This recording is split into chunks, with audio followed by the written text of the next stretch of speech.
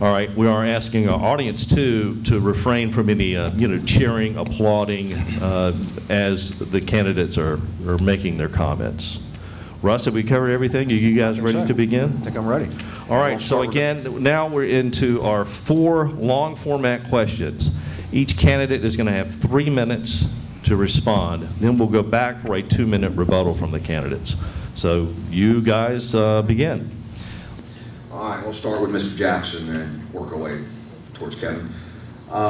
Looking for a first question, I came across a website, a local website the other day that's mentioned that in the past, when times were good, looking at county buildings, we built Cadillacs when we could have, when a Chevy would have done okay.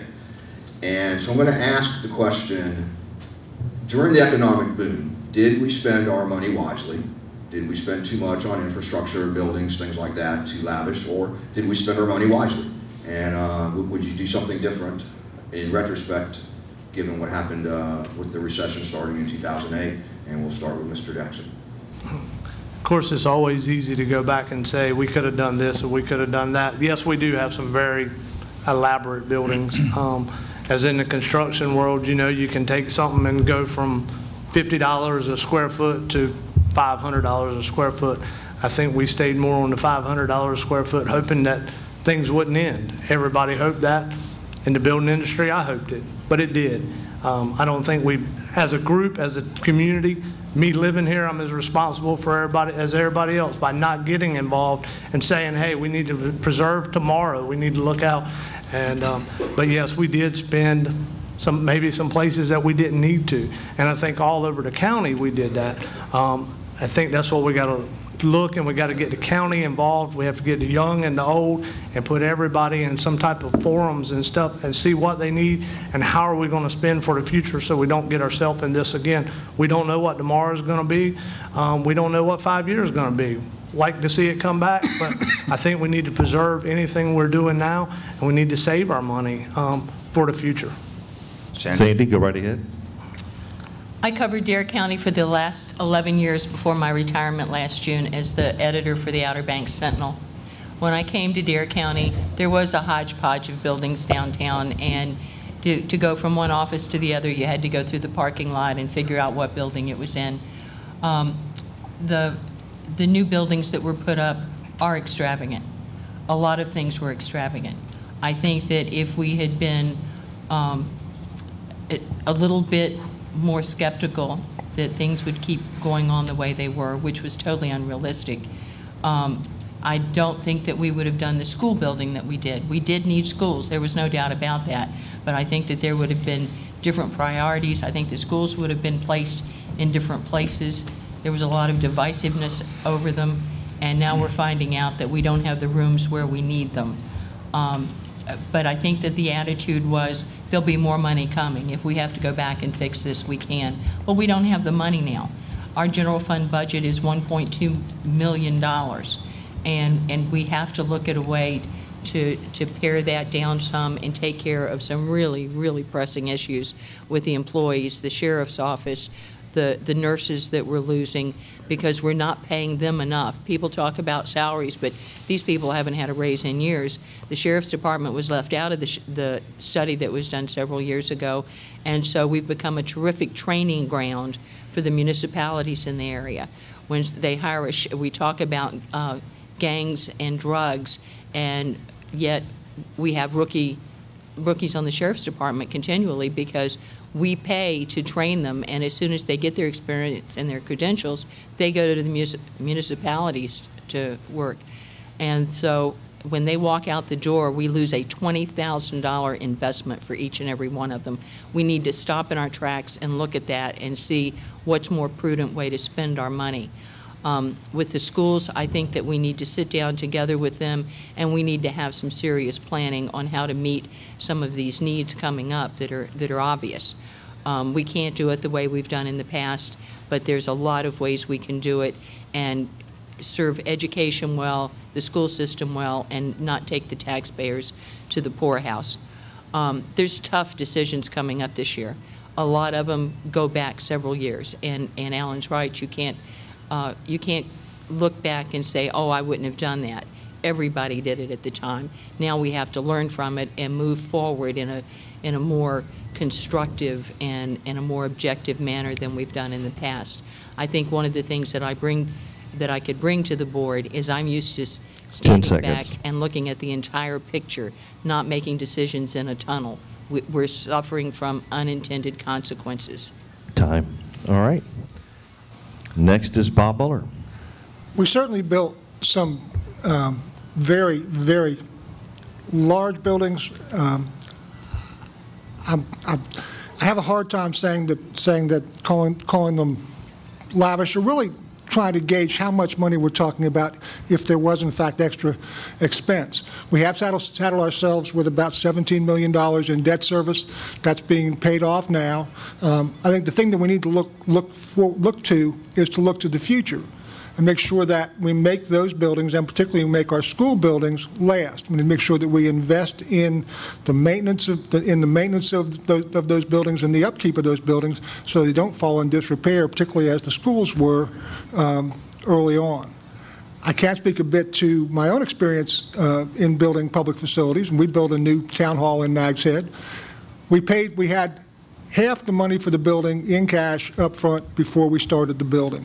We put a geothermal heat pump system in it, which we created 4 times the space, and our heat and light bill only doubled.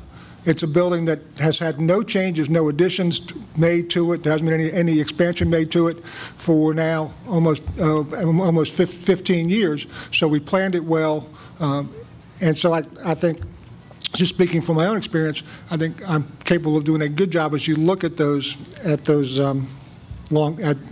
facilities planning. All right, Bob Woodard. Yes, no question. Those are very nice facilities in Manteo.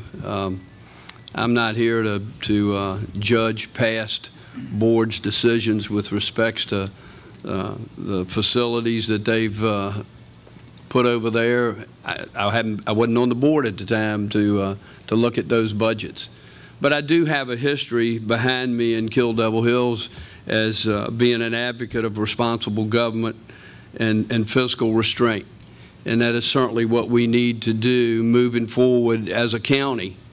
And that's what I'll promise the citizens of Dare County if I'm elected to this District 2 seat, that I will continue to fight for the responsible government and fiscal responsibility moving forward.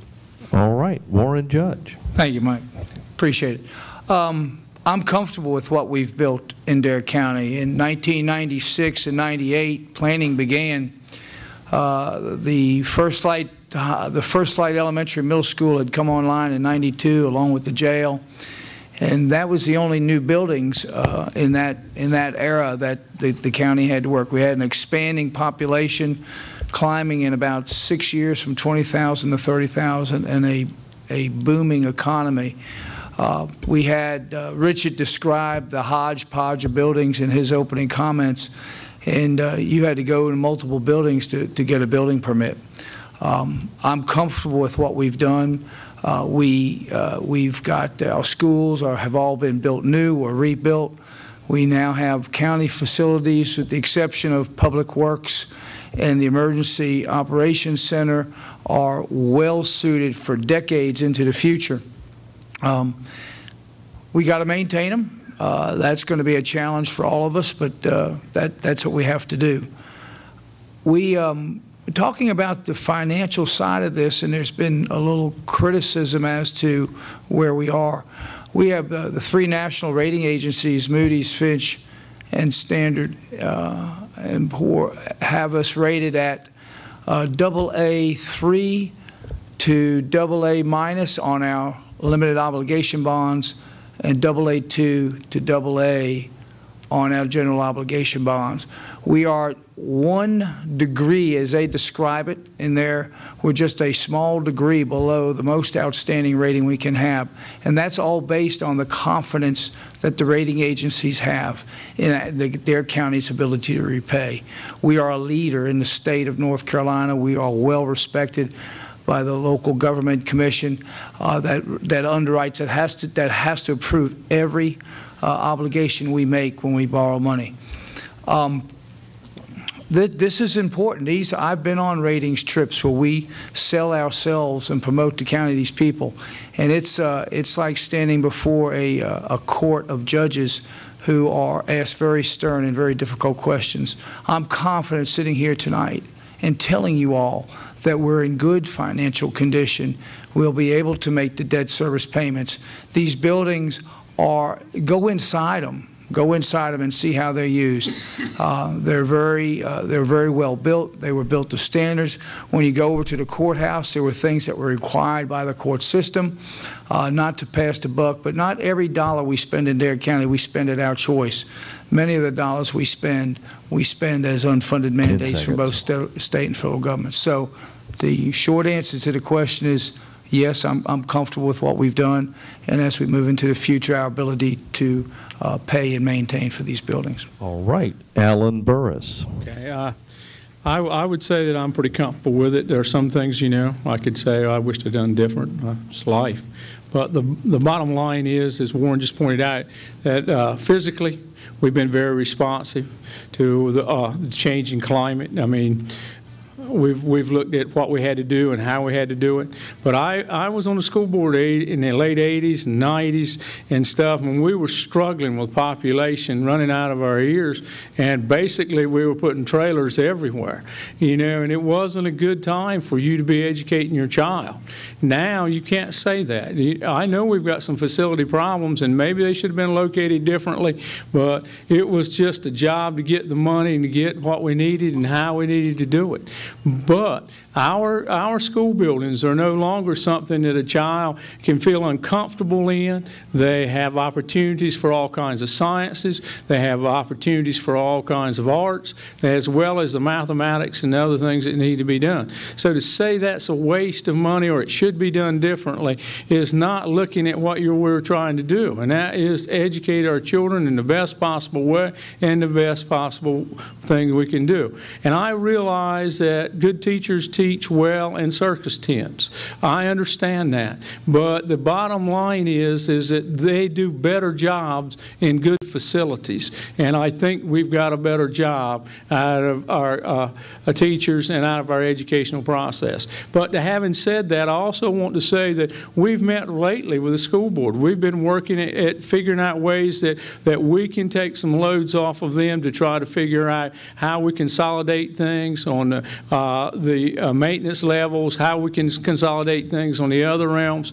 We don't shy away from doing the best we can with the school board in every avenue, and the new buildings there are there. I mean, I find myself voting to put something in the courthouse downtown, and it was wrong. So I changed my mind. That's what you do. You make mistakes and you move on, you get things right, and you keep doing it.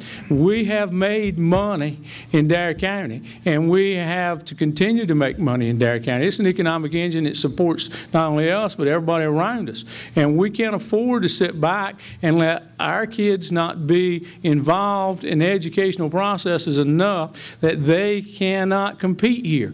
They need to be able to come back here and live here, and our education has to be superior. And we've worked hard at doing that and continue to do that. On the new buildings and the offices, they look grand, they certainly do, but I mean, you look around, you see other places that have it the same way. 10 seconds. The bottom line is they're made to last 50 years. The investment was worth it, and I appreciate the opportunity to defend it, to be honest with you. All right. And Kevin Gray Connor. I do think that it's easy to cast judgment and Monday morning quarterback after decision has been made, but I do think it's always prudent to anticipate rainy days. The old cliche, a bird never flies so high that it didn't have to come back to earth to rest his wings, I think is very prudent for all of us. And as Ms. Seaman said earlier, all of us have been guilty of that during the financial heyday of the early and mid-2000s, of living in excess and not planning ahead for the rainy days that were bound to be on the horizon. But I do think that the buildings that we have here in the county that have been built over the last half dozen years or more are for lack of a better term, are quite luxurious for our area in comparison to other areas in coastal North Carolina. But again, I go back and want to reiterate, I think it's prudent when we take into consideration that we are stewards of the taxpayer's purse, that we have to be mindful of the fact that we are going to spend their money, and that money has to be prudently spent. We have to look forward to those times when the economy will be down, and we have to plan and put funds away for those days in which we have to draw from our account, so to speak. But I do think that, you know, in planning for the future, I do think it's very prudent for all of us, and especially government, to plan for those rainy days. As surely as it's raining outside today, we can expect pretty weather next week, but we know after that there'll be more rainy days. So I just think it's very, very critical that we take into consideration when we're spending taxpayer money that we need to have a plan to set aside money so that we won't have to necessarily come back and ask the taxpayers for more. Any working your way down? Anybody want to clarify? Sandy? So I think there's a difference between talking about buildings and talking about education. And I don't think that there's anybody in Dare County who's not very proud of our educational system here and the fact that we're one of the top-ranked school systems in the state. I don't think there's any question that we need good buildings where teachers are free to teach and children feel safe and they don't get sick. Some of the school buildings that we had were sick buildings, and we know that. What I was referring to was the placement of some of these schools, and that if we had thought it through a little bit more, we could have realized that where the lower income houses were is where the growth was going to be, which was certainly going to be on Roanoke Island and the mainland. This does not all fall to the Board of Commissioners. The school board had some choices in there too. So I don't think that we can confuse those two things, and I think that we have to be very careful any cuts to education in Dare County. Okay, Bob? Yeah, I have a real problem with the idea that everybody overspent during the rainy day. I know a local government that didn't. I served on a board for 20 years that didn't. We had half the money for our new town hall building before we started construction. We paid cash for things like water towers. We did it by looking ahead. We did it by looking down the road. We did it by developing a capital improvements plan back in the early 90s and knowing what our needs were going to be ahead. That's what Dare County needs to come back to again, not just on capital improvements, which they have finally done, but also on other long-term challenges like water quality, like stormwater, like transportation. We also need to leverage dollars from outside the community, transportation dollars, grants funds for clean water, things like that. If we don't want to have large bills hit us, we need to see those large bills coming in advance. I think the idea also that you need to have a rainy day fund is something you need to be very careful of. Every board sets a fund balance level. They set aside how much money they're going to have in their savings account. Dare County, it's about 19%, and they're right there right now.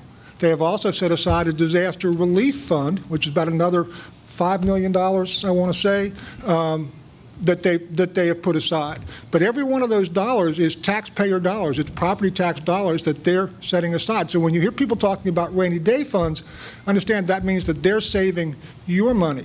Those savings goals should be prudent. They should be there so that you have the funds you need to operate, funds you need for capital, but you should not be overspent. You should not be saving up a lot of money until you've got that plan in place. All right, and Bob Woodard. Yeah, I have to agree. You know, to draw a pencil down the line and say we're all municipalities have done the same as the county, I have to disagree with that. We've been very fiscally responsible in Kill Devil Hills. We've had long-term capital projects that we've done year after year after year. We didn't do it all in lump sum. We have, as far as I'm concerned, I think we have the best recycling center and the best center in the entire county, for that matter. We've tackled our infrastructure with respects to our water systems and replacing our piping system that dates back to the early 60s.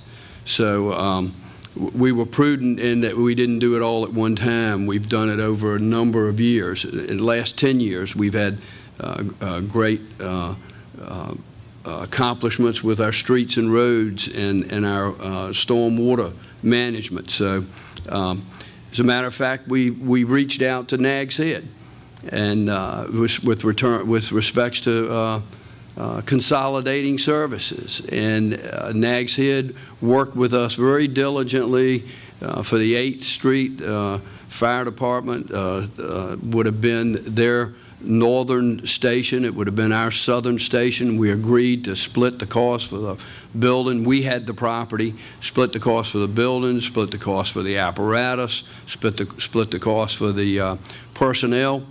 And fortunate for them that they got their beach nourishment program off the ground, so that put a stop to that consolidation. But those are the type of things that we need to do more as a county working with our towns. All right, Warren Judge. Thank you. We didn't overspend. We were very prudent, and the Capital Improvements Committee did laborious work in going over construction contracts, prices, quotes, beating down the contractors on everything that the county built. The schools, you know, we can say we should have stretched it out, but let me tell you something. About 30 years of county commissioners prior to 2000 stretched out building schools. And I don't mean to talk about my brethren that came before me, but there was an immediate need to address all of those situations. We had elementary school kids going to a water fountain and drinking brown water. We had bathrooms without lights. It was so badly maintained, and plus the infrastructure had collapsed around it. We do save money. The local government commission requires 8%. We impose upon ourselves 3 times that. We would not have the ratings that we have from the rating industries, from the rating agencies, if, again, I got to tell you, our financial house is in order. In 2007, long before anybody on Wall Street, long before president of this country, long before anybody in any of the town governments, our finance director sat with us in a board meeting one night and said, fellas, gentlemen, ladies, we got to put the brakes on. I see this coming. And this was before the world saw it. And we did, and we responded to that. In late 2008, early 2009, the rating agency said to us, why aren't you spending some of your fund balance to balance that budget instead of all the cuts you're making? But anyway, I'm comfortable in telling you all that we did not overspend. We provided for the people of this county what was necessary. Alan Burris. Well, I don't mean anything out of the way by this, but these 2 town guys sitting here talking about how they had money set aside and all that, they ought to have. They charged us building costs on every one of those buildings we built out here.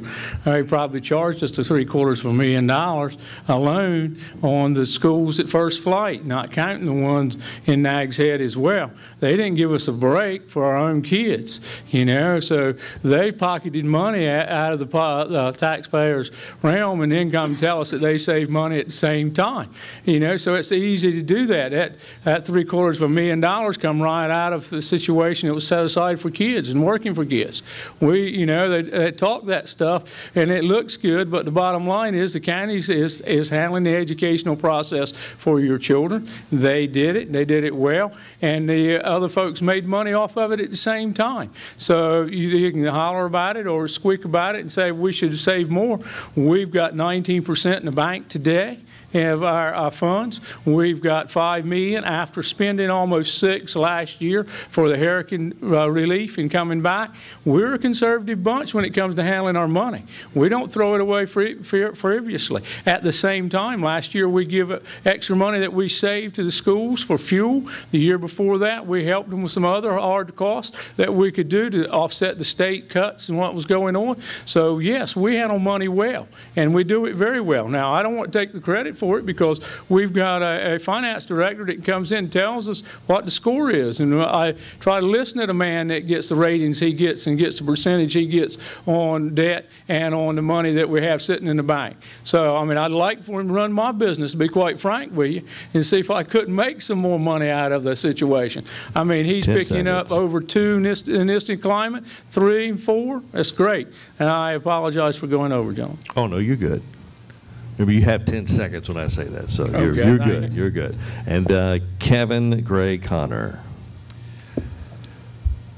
Well, again, I think that, whenever we spend money, we need to ask 5 questions. Do we need it? Can we afford it?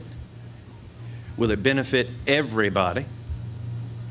Will it pay for itself in the long term? And can the market do it better? And my concern, again, goes back to the fact that, we all continue to hear about the financial crisis, the financial cliff, the economic crisis that's just around the corner. I'm concerned at how our county will be able to deal with that if, in fact, it does happen. Are we ready for it? Have we planned for that time when the resources coming from the federal state government may not be there? Have we put aside the funds that will be necessary to continue to operate our schools, continue to pay our county employees? That's my concern, because as hard as this situation's been for the last few years, with people barely able to put food on the table, pay their mortgage, pay their car payment, this, that, and the other, I don't want to see people that are working hard at the county level or in the private sector become victims of poor planning through excessive tax hikes that are bound to come the first of the next year with regards to this new tax valuation. That is my primary concern. That's why I got in this race to start with. There are people who work day in and day out, 40 hours, 50 hours, 60 hours a week, who can barely put food on the table.